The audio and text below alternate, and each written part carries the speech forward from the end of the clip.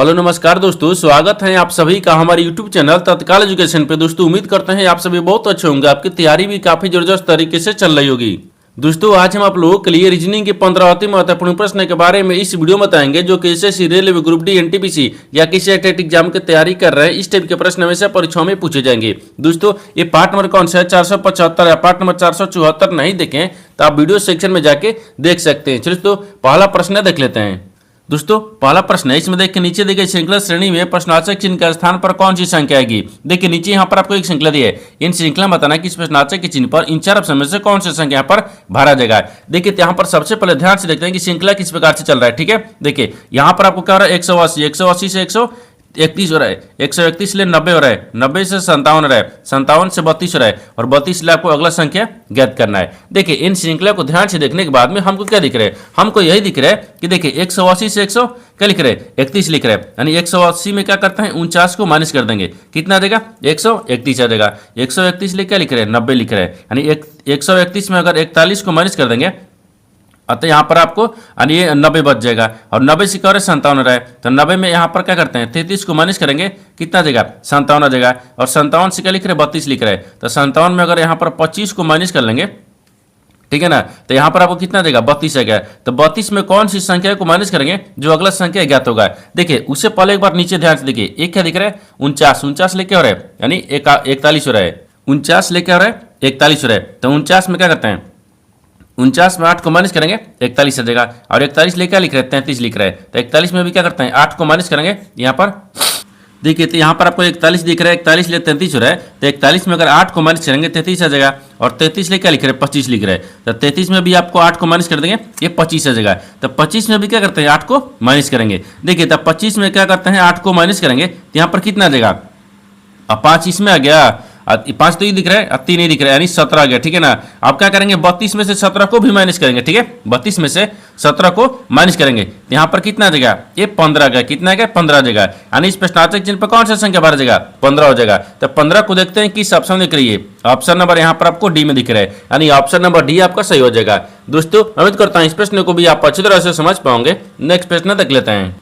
दोस्तों दूसरा प्रश्न है, इसमें देखिए नीचे दिए गए विकल्पों में से संबंधित संख्या को चुनिए। देखिए नीचे यहाँ पर आपको एक संबंधित संख्या दी है, यानी 18 जो ना यहाँ पर आपको 62 समित है। ठीक उसी प्रकार से बताना कि 15 जो ना इस प्रश्नार्थक के चिन्ह पर इन चार ऑप्शन में से किसे समित होगा। देखिए यहाँ पर सबसे पहले प्रश्न को समझिए सिंबल करा, ठीक है ना। देखिए यहाँ पर क्या बोल रहे हैं 18 को क्या करेंगे कि यहाँ पर आपको 62 आ जाएगा। उसी प्रकार से यहाँ पर 15 को क्या करेंगे कि जो अगला संख्या ज्ञात होगा। देखिए यहाँ पर आपको 18 दिख रहा है, तो 18 से 62 कैसे हो रहा है, तो यहाँ पर देखिए यानी 18 दिख रहा है। देखिए तो यहाँ पर आपको 18 दिख रहा है, नहीं ऐसे देखते हैं 18 में क्या करते हैं 4 से गुना करते हैं, 18 चौके 72 होता है और 72 में 10 को माइनस कर लेंगे, कितना के 62 आ गया है। उसी प्रकार से देखिए 15 को भी रखेंगे, 15 में क्या करते हैं 4 से गुना करेंगे, 15 चौके कितना होता है 60 होता है और 60 में 10 को माइनस कर लेंगे तो यहाँ पर कितना आ गया ये 50 आ गया, यानी इस प्रश्नार्थक चिन्ह पर कौन सा संख्या भरा जाएगा 50 हो जाएगा। तो 50 को देखते हैं किस ऑप्शन में दिख रही है, यानी ऑप्शन नंबर सी में दिख रहा है, यानी ऑप्शन नंबर सी आपका सही हो जाएगा।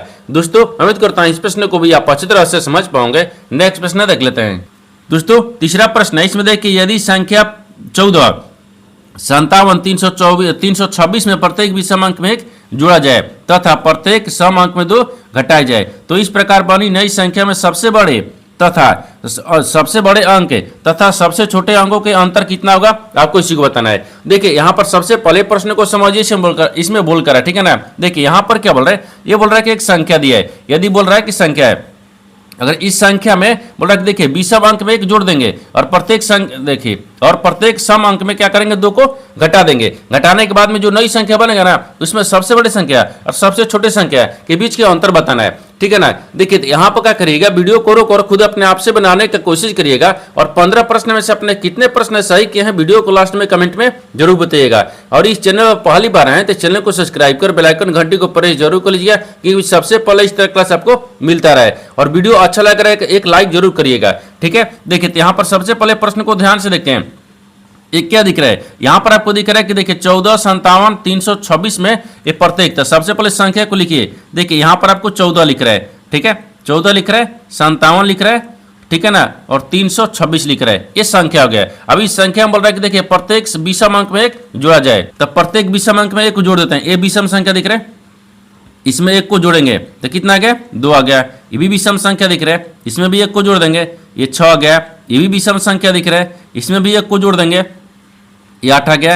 ये भी विषम संख्या दिख रहा है, इसमें भी एक को जोड़ेंगे और 4 आ गया। ठीक है ना, ये 4 आ गया। आगे देखिए आगे क्या बोल रहा है, आगे बोल रहा है कि तथा प्रत्येक सम अंक में 2 घटाया जाए, यानी सम संख्या में 2 को घटाते हैं। ये सम संख्या दिख रहा है, इसमें 2 माइनस कर लेंगे तो कितना बचेगा, और 2 बच गया। इसमें भी क्या करते हैं 2 माइनस कर लेंगे, 0 बच गया।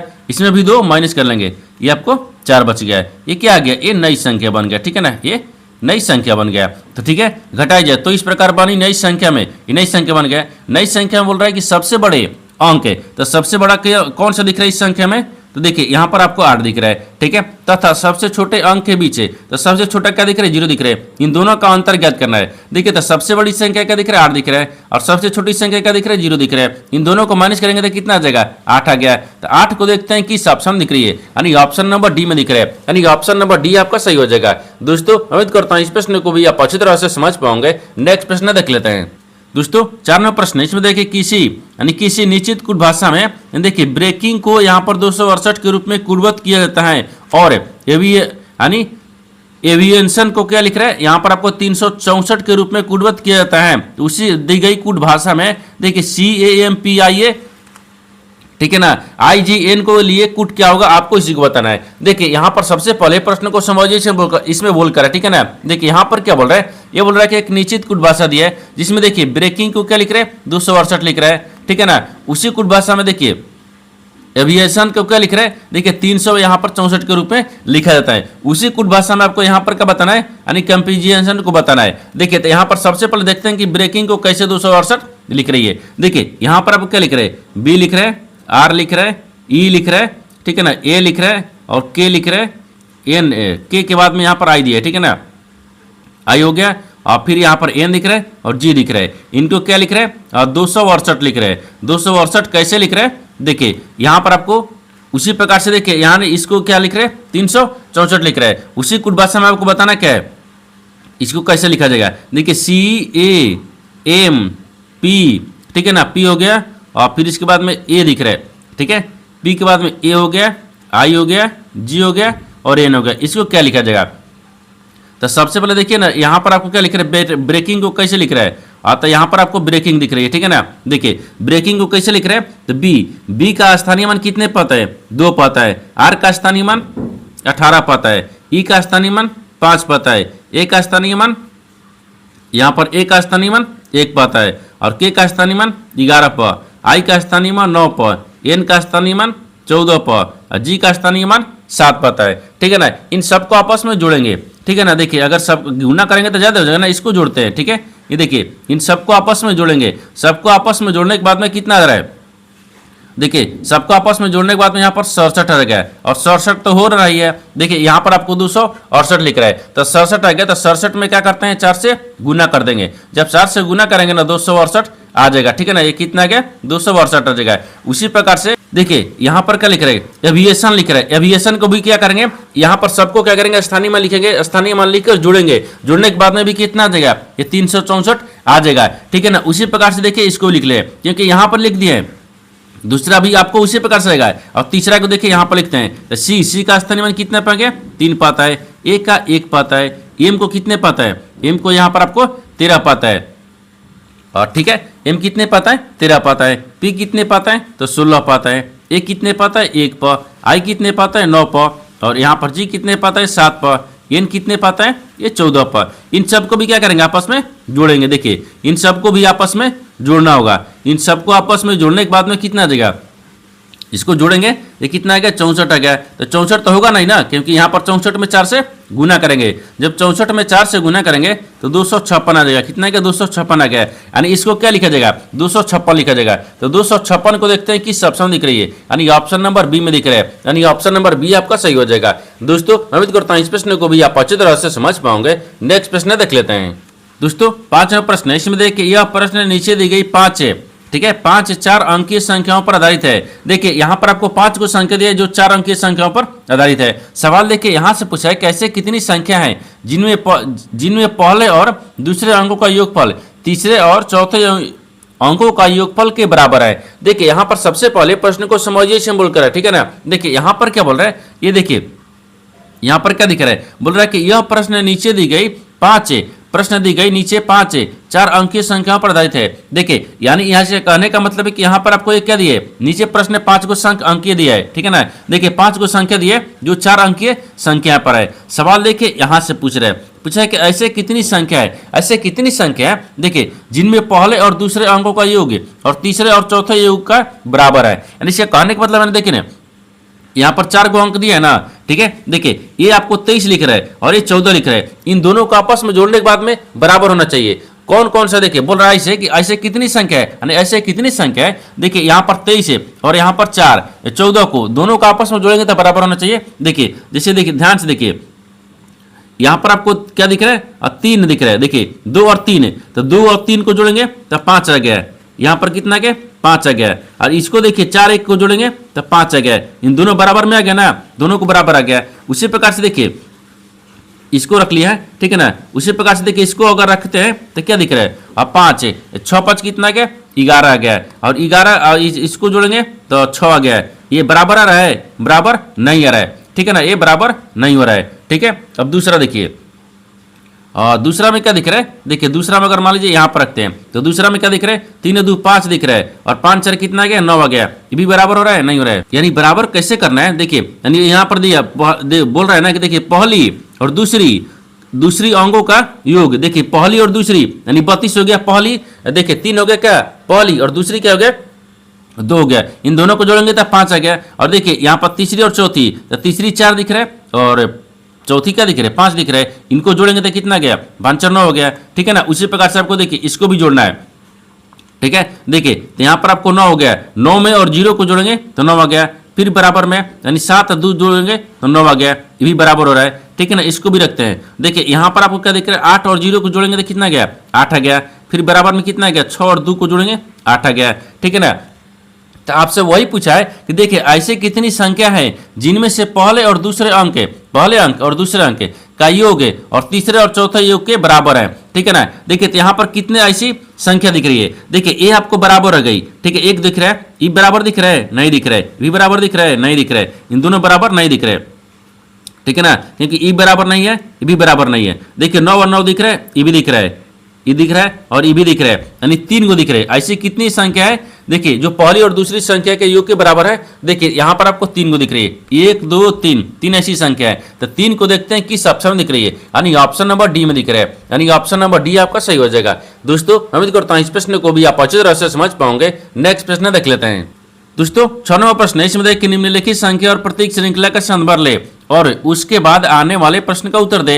गिनती केवल बाएं से दाएं की जानी चाहिए। देखिए यहाँ पर आपको एक श्रृंखला दी है, इन श्रृंखला बताना क्या है, आपको सवाल यहाँ से पूछा है। ऐसे देखिए बोल रहा है कि यदि श्रृंखला से सभी प्रतीक को हटा दिए जाए तो निम्नलिखित में कौन सा बाएं से तीसरा होगा। देखिए यहाँ पर सबसे पहले प्रश्न को समझिए, इसमें बोलकर है, ठीक है ना। देखिए यहाँ पर क्या बोल रहा है कि निम्नलिखित संख्या और प्रत्येक श्रृंखला का संदर्भ ले और उसके बाद आने वाले प्रश्न का उत्तर दे। गिनती केवल बाएं से दाएं की जानी चाहिए। यानी इसके कहने का मतलब है कि यहाँ एक श्रृंखला दी है, इन श्रृंखला में आपको बताना क्या है, सवाल देखिए यहाँ से पूछा है, ठीक है ना। ये पूछ रहा है कि यदि श्रृंखला से सभी प्रतीक को हटा दिया जाए, यानी इस श्रृंखला में से सभी प्रतीक को हटा देते हैं, ठीक है ना। देखिए ये प्रतीक दिख रही है, ये सभी क्या है, प्रतीक है, प्रतीक को हटा दिया जाए, ठीक है, प्रतीक को हटा देंगे, ठीक है, हटा दिया जाए तो निम्नलिखित में से बाएं से, देखिए निम्नलिखित में से कौन सा बाएं से तीसरा होगा। देखिए इधर बाएं दिख रहा है, इधर दाएं दिख रहा है, बाएं से तीसरा कौन हो गया। देखिए बाएं से यहाँ पर क्या बच गया, 7 बच गया, 9 बच गया, 2 बच गया, 4 बच गया, 3 बच गया, 8 बच गया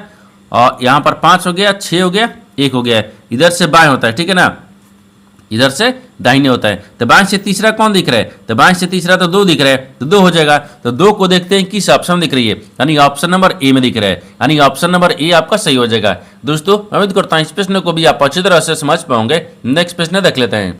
दोस्तों 7 नंबर प्रश्न, इसमें देखिए नीचे दिए गए विकल्पों में से संबंधित शब्द को चुनिए। देखिए नीचे यहाँ पर आपको एक संबंधित शब्द दिया है, यानी टमाटर जो है लाल से समित है, ठीक उसी प्रकार से बताना है कि पता जो है इस प्रश्नावली के चिन्ह पर इन 4 ऑप्शन में से किससे समित होगा। देखिए यहाँ पर सबसे पहले प्रश्न को समझते से बोलकर है, ठीक है ना। देखिए यहाँ पर क्या बोल रहा है, यानी टमाटर, टमाटर कैसा होता है, लाल होता है, ठीक है ना, होता है, टमाटर लाल होता है। उसी प्रकार से पत्ता कैसा होता है, तो पत्ता यहाँ पर हरा होता है, ठीक है, यानी हरा होता है। देखिए जिस प्रकार से टमाटर लाल होता है उसी प्रकार से पत्ता कैसे होता है, हरा होता है। तो हरा को देखते हैं किस ऑप्शन दिख रही है, यानी ऑप्शन नंबर बी में दिख रहा है, यानी ऑप्शन नंबर बी आपका सही हो जाएगा। दोस्तों उम्मीद करता हूं इस प्रश्न को भी आप अच्छी तरह से समझ पाओगे। नेक्स्ट प्रश्न देख लेते हैं। दोस्तों 8 नंबर प्रश्न, इसमें देखिए ABCDE और F एक ही भवन के 6 विभिन्न तलों पर रहते हैं, यानी भवन में सबसे निचले तल का क्रमशः 1 है। ठीक है, अब बोल रहा है कि उसके ऊपर वाले तल का क्रमशः 2 है। इसी प्रकार क्रमिक अन्य तलों के स्थान 7 है, सबसे ऊपर वाले तले का स्थान क्रमशः 6 है। ठीक है, ई सम संख्या वाले तल पर रहता है किंतु 6 नहीं। ठीक है, और यहाँ पर ए और ई जिन तलों पर रहते हैं उनका योगफल 7 है। बी के ठीक पहले नहीं सॉरी बी के ठीक ऊपर एफ है रहता है। ई और डी के जिन तलों पर रहते हैं उनका योगफल 3 है। तो ए और डी के बीच कितने व्यक्ति रहते हैं आपको इसी को बताना है। देखिए यहाँ पर सबसे पहले प्रश्न को समझिए सिंपल कर, ठीक है ना। देखिए यहाँ पर क्या बोल रहा है, ये बोल रहा है कि 6 तले हैं, मान लीजिए 6 तला रहते हैं। ठीक है ना, जैसे देखिए यहाँ बोल रहा है कि ABCDEF है, एक ही भवन के 6 विभिन्न तलों पर रहते हैं। एक ही भवन के 6 तलों पर विभिन्न तरीके से रहते हैं। ठीक है ना, भवन में देखिए बोल रहा है कि भवन में सबसे निचले तल का क्रमशः 1 है। देखिए तो यहाँ पर सबसे पहले लिखते हैं, यहाँ पर आपको भवन को लिखेंगे। ठीक है ना, यहाँ पर आपको लिख दिए।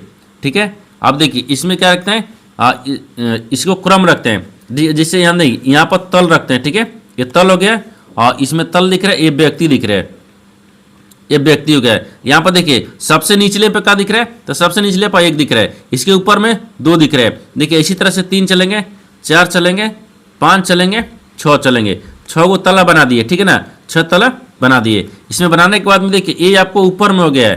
ठीक है, ये क्या हो गया, ये नीचे दिख रही है। ठीक है ना, आगे देखिए बोल रहा है कि देखिए बोल रहा है कि निचले तले का क्रम से क्या 1 है, तो निचले तले का क्रम सम 1 हो गया और उसके ऊपर वाले तल के क्रम से 2 है, तो उसके ऊपर वाले के क्रम से का 2 हो गया। ठीक है ना, 2 हो गया। आगे देखिए आगे बोल रहा है कि और इसी क्रम से अन्य तलों पर के स्थान 7 ऊपर वाले तल का क्रमशः 6 है, यानी इसी क्रम से चलते हुए आगे वाला कौन सा है, ऊपर में सबसे ऊपर क्या है 6 दिख रहा है, यहाँ पर 6 को रख लिए।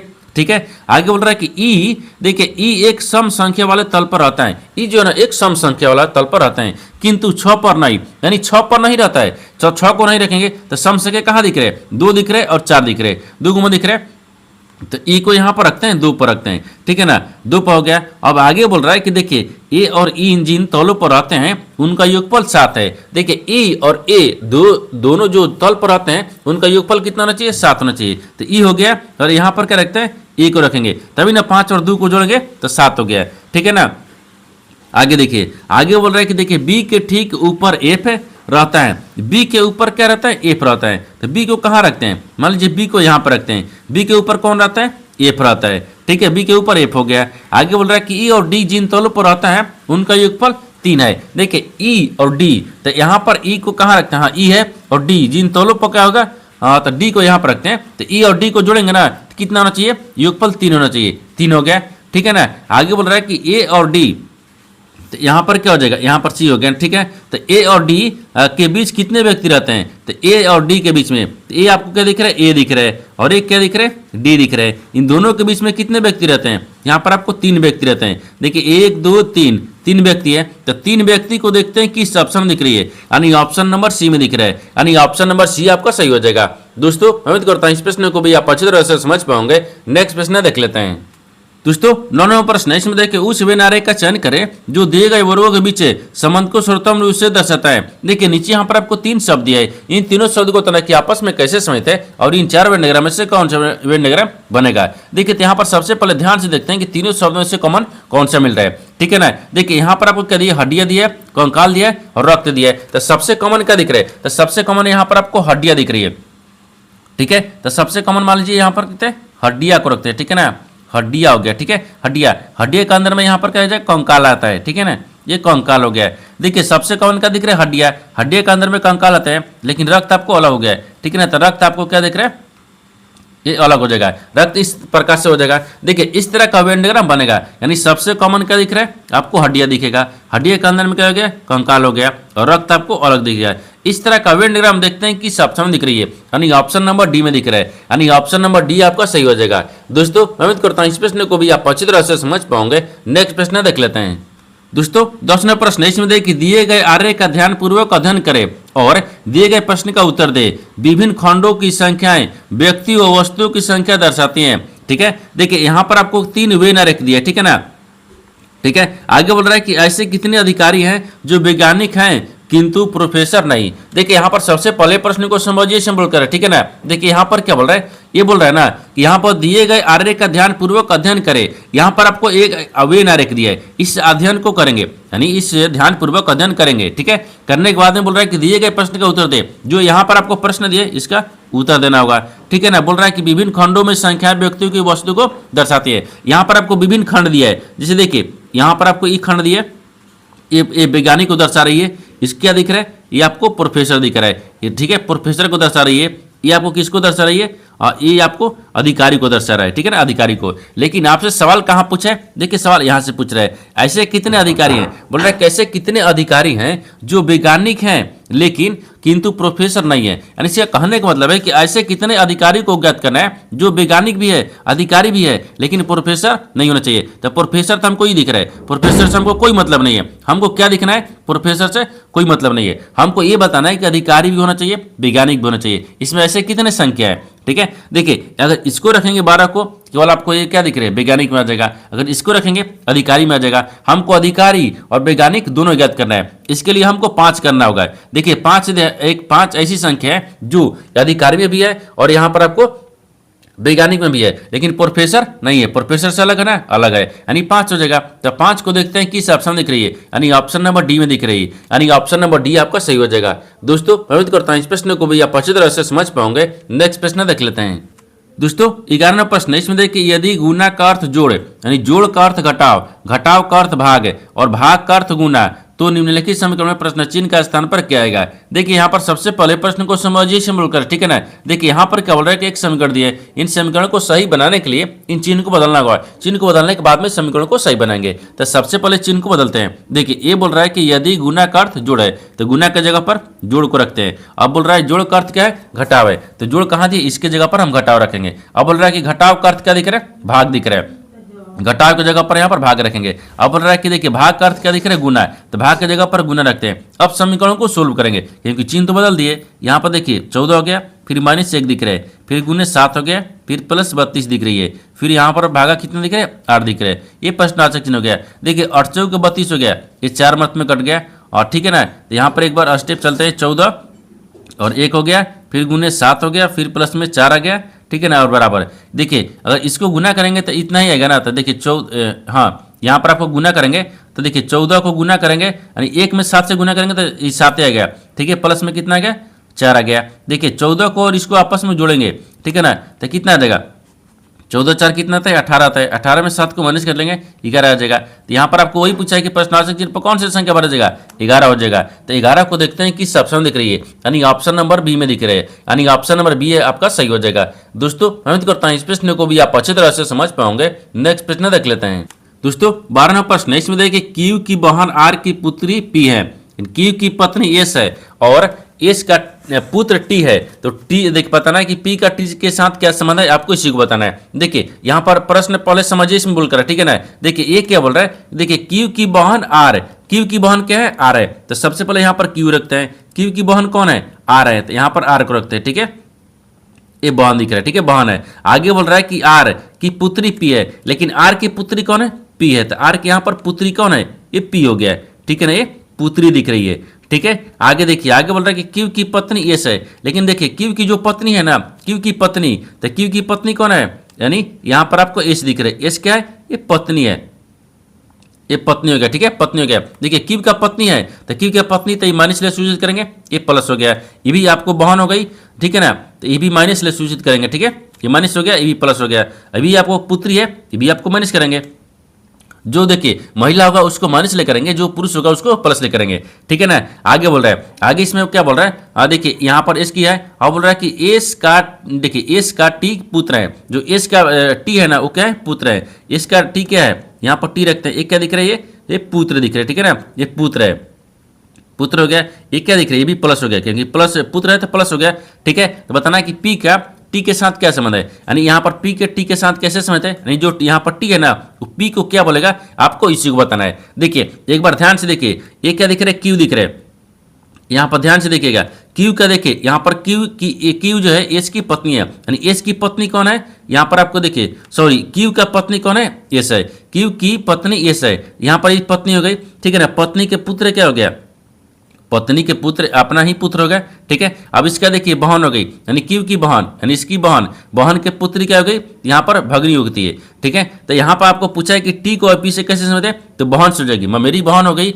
लेकिन यहाँ पर बहन दिया है, नहीं दिया है, ठीक है। तो क्या करेंगे, यहाँ पर ध्यान से देखिए, तो टी जो ना वो पी को कैसे बोलेगा, तो टी दिख रहा है, तो टी का एक क्या दिख रहा है, पिता, टी का पिता कौन हो गया, की, यानी क्यू हो गया, देखिए टी का पिता कौन हो गया, क्यू हो गया। और क्यू की बहन, तो इसकी पिता की बहन, इसकी पिता की बहन, बहन की पुत्री हो जाएगी, देखिए इसका पिता, पिता की बहन, जैसे देखिए, तो यहाँ पर पिता हो गया, ठीक है ना, ये पिता दिख रहे, ठीक है, पिता हो गया। अब यहाँ पर क्या बोल रहे हैं ना कि देखिए पिता, यानी टी के देखिए पिता, ठीक है, टी के पिता, पिता की बहन, तो टी हो गया, क्या हो गया, ठीक है, पिता कौन हो गया, क्यू हो गया, क्यू की बहन कौन हो गई, आर हो गई, ठीक है, बहन, बहन की क्या हो गई, ये पुत्री हो गई, ठीक है, बहन, यहाँ पर बहन की, ठीक है, बहन की पुत्री कौन है, पी है, यहाँ पर पुत्री हो जाएगा, ठीक है, ये पुत्री हो गया। तो आपको यही बताना है क्या है कि पिता की बहन की पुत्री कौन है, यहाँ पर पी है, तो पी यहाँ पर देखिए कि कौन किस ऑप्शन दिख रही है, यानी पिता की बहन की पुत्री ऑप्शन नंबर डी में दिख रहा है, यानी ऑप्शन नंबर डी आपका सही हो जाएगा।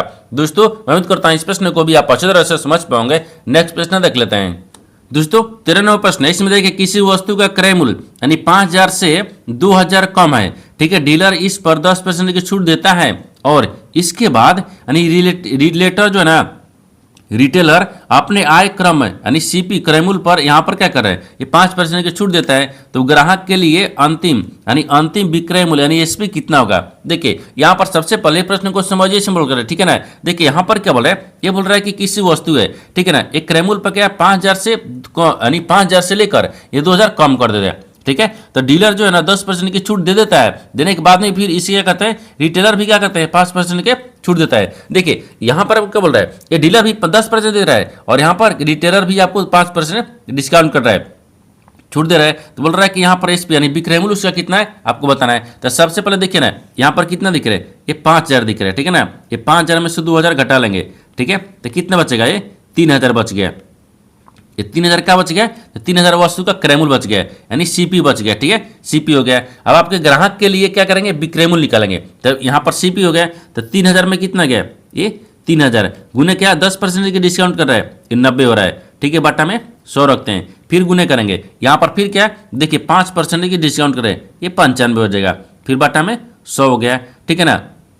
जब इसको सोल्व करेंगे, देखिए 2 जीरो से 2 जीरो, तो देखिए 1 2 3 4 सबको माइनस काट लिए, ठीक है ना, 3 बच गया और 9 बच गया, फिर गुने 95 बच गया, ठीक है ना। अब देखिए इसको सबको गुना करेंगे, जब सबको गुना करेंगे ना, यहाँ पर कितना आ जाएगा, सबको गुना करने के बाद में यहाँ पर 2565 आ गया, ये 2500 कितना गया, 2565 आ जाएगा, ठीक है ना, 2565 रुपये हो गया। तो आपसे वही पूछा है कि देखिए विक्रय मूल्य कितना होगा, तो विक्रय मूल्य यहाँ पर 2565 हो गया। तो 2565 देखते हैं किस ऑप्शन दिख रही है, यानी ऑप्शन नंबर यहाँ पर आपको डी में दिख रही है, यानी ऑप्शन नंबर डी आपका सही हो जाएगा। दोस्तों उम्मीद करता हूँ इस प्रश्न को भी आप अच्छी तरह से समझ पाओगे। नेक्स्ट प्रश्न देख लेते हैं।